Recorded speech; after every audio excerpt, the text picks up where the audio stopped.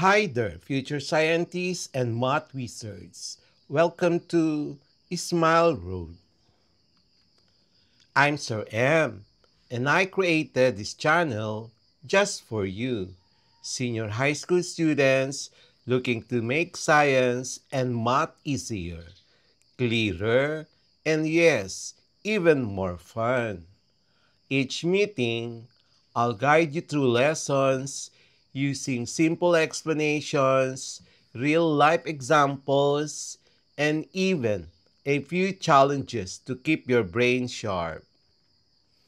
On Smile Road, we explore exciting lessons in general science, solve real life problems in general mathematics, and learn how these subjects connect to the world around us, from floating boats to your monthly budget. Don't forget to hit that like, subscribe, and notification bell so you won't miss any of our learning adventures here on Smile Road. Whether you're reviewing for exams, catching up on class topics, or just curious about how the world works, you're in the right place. So, are you ready to start this journey with me? Let's walk the road of knowledge with a smile. Our topic for today is about chemistry lesson Roman numeral 2, the quarter 2 of the general science. It is about identifying elements and compounds in everyday household products. Intended learning outcomes. At the end of the lesson, the learner should be able to A. Identify the elements and compounds listed on product labels of common household items such as bleach, agents, baking powder, shampoo, soaps, and toothpaste. Classify the substance as elements or compounds based on their chemical composition. Letter C. Explain the function of each substance. Example, cleaning agent, whitening agent, preservative, foaming agent, abrasive, fragrance. And letter D. Construct a table that organizes the product, substance, classification, element or compound, and function. Letter E. Appreciate the importance of chemistry in daily life by recognizing how different chemical substances contribute to the safety, effectiveness, and quality of household and personal care products. Chemistry is not just confined to laboratories. It is part of our daily lives through the products we use at home. Many household and personal care products list their ingredients on their labels. These ingredients are either elements, pure substances made up of one kind of atom, like sodium in table salt, or compounds, substances composed of two or more elements chemically combined, like sodium chloride. By studying these labels, learners can connect classroom chemistry with real world applications. Understanding product labels. Area A. Bleach usually contains sodium hypochlorite, a compound that acts as disinfectant and whitener. Letter B. Detergent often lists sodium lauryl sulfate SLS, a compound responsible for breaking down grease and creating foam.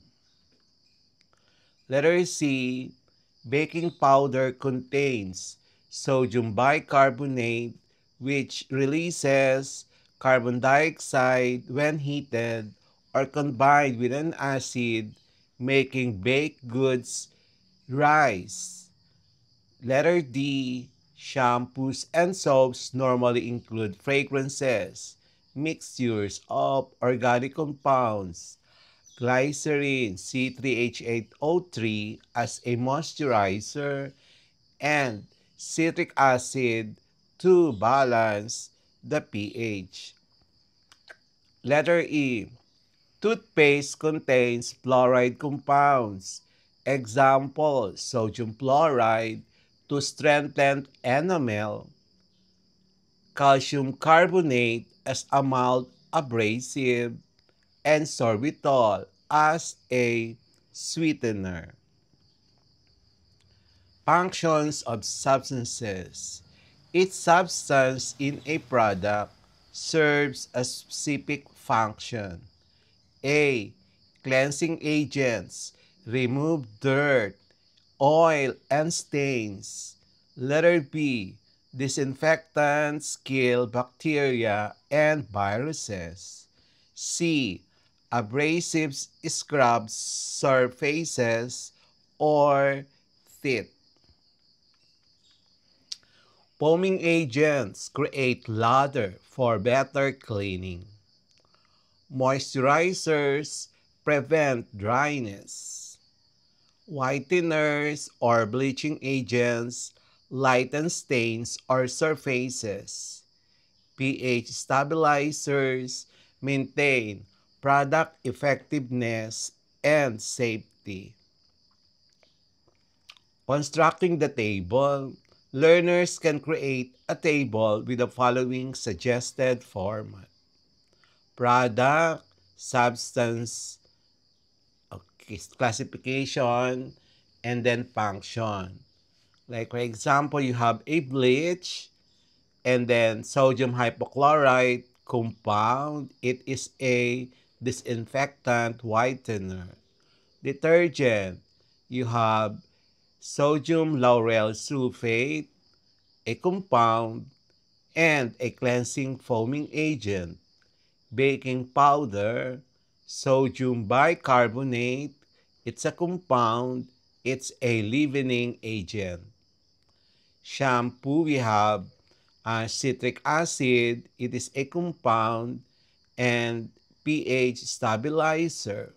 You have the soap, there is a glycerin, and that's a compound, and a moisturizer. Toothpaste, you have sodium fluoride, and it's a compound. It prevents tooth decay. And in toothpaste, calcium carbonate, that's a compound, and that is a mild abrasive. Value of the activity. Through that exercise, learners recognize that A. Chemistry is applied in making products safe and effective. Letter B. Understanding labels helps them make informed consumer choices. Letter C. Everyday products can be used as learning tools for scientific literacy. Challenging questions. We have number one. It's a critical thinking. Some detergents contains enzymes like protease, lipase, or amylase. These are not listed as elements or simple compounds but as biological catalysts. Why do you think enzymes are included in detergents and how do they differ in function from substances like sodium lauryl sulfate? Answer. Enzymes are included in detergents because they are biological catalysts that speed up the breakdown of specific type of stains. Protease breaks down protein-based stains like blood, sweat. Lipase break down fat and oil stains, butter, grease. Amylase breaks down carbohydrate-based stains like pasta, rice, and sauces. These enzymes work even at lower washing temperatures, making detergents more effective and energy efficient. On the other hand, sodium lauryl sulfate is a surfactant. It reduces the surface tension of water, allowing grease and dirt to be lifted away and suspended so they can be rinsed off. Key difference: enzymes are specific biological molecules that target and chemically break down particular stain types. Surfactants like sodium lauryl sulfate are general cleaning agents that help water mix with oils and remove dirt.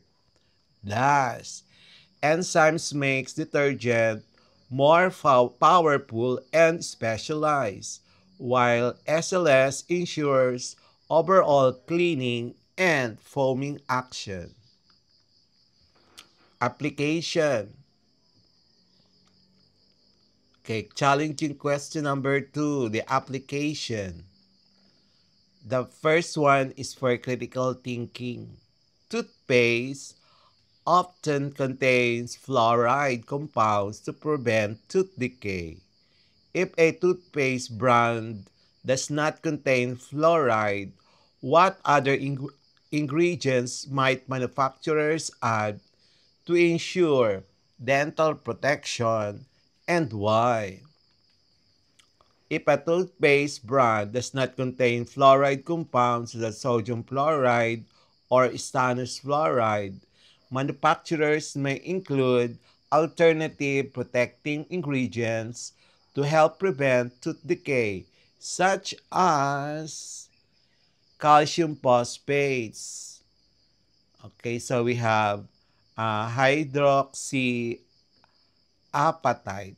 This help remineralize enamel, strengthening the tooth surface in a similar way to fluoride.